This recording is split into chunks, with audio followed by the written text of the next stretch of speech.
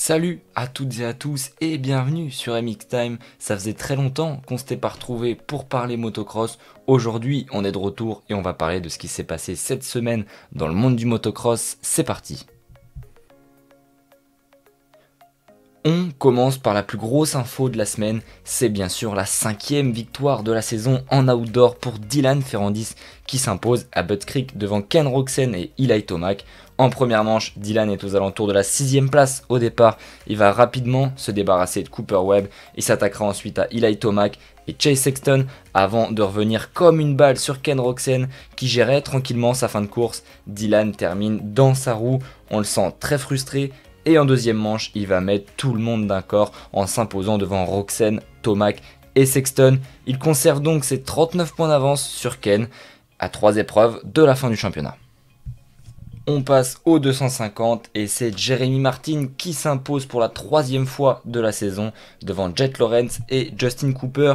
L'écart n'est maintenant plus que de 3 points entre Cooper et Lawrence. Des petites infos ont fuité comme quoi Cooper n'était pas à 100% à Unadilla et à Butts Creek. Il leur reste 3 épreuves pour se départager. Personnellement, je donne toujours l'avantage à Justin Cooper avec ses bons départs et sa régularité. N'hésitez pas à me donner votre avis en commentaire sur ce duel dans la catégorie 250.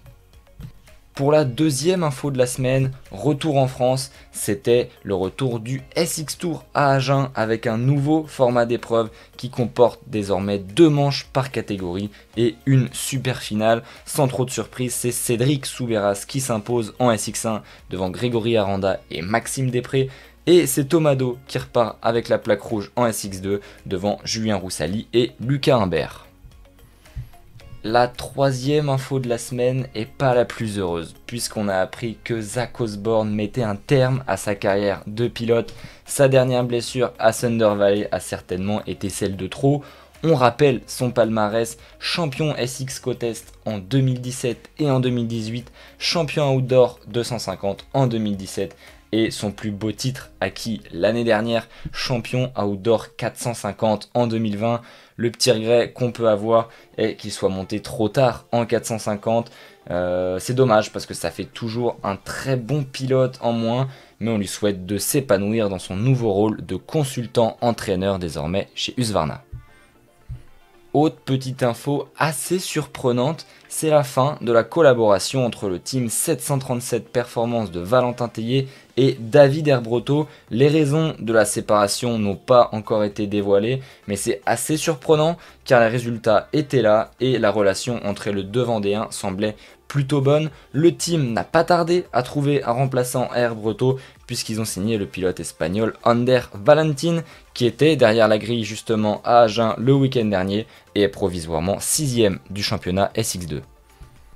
On clôture cette très courte vidéo par un petit point MX des Nations. L'équipe de France a été dévoilée il y a 15 jours déjà. Mon avis là-dessus est que l'équipe est très cohérente compte tenu de la date de l'épreuve. Cette équipe fait clairement office de favori avec les Pays-Bas notamment, puisque la liste des pilotes absents s'allonge encore. Après Geiger, Febvre et Prado, on a récemment appris que Roczen, Ferrandis ou encore les frères Lawrence ne seraient pas de la partie. Ça rend forcément l'événement un petit peu moins attrayant. J'attends votre avis là-dessus dans les commentaires.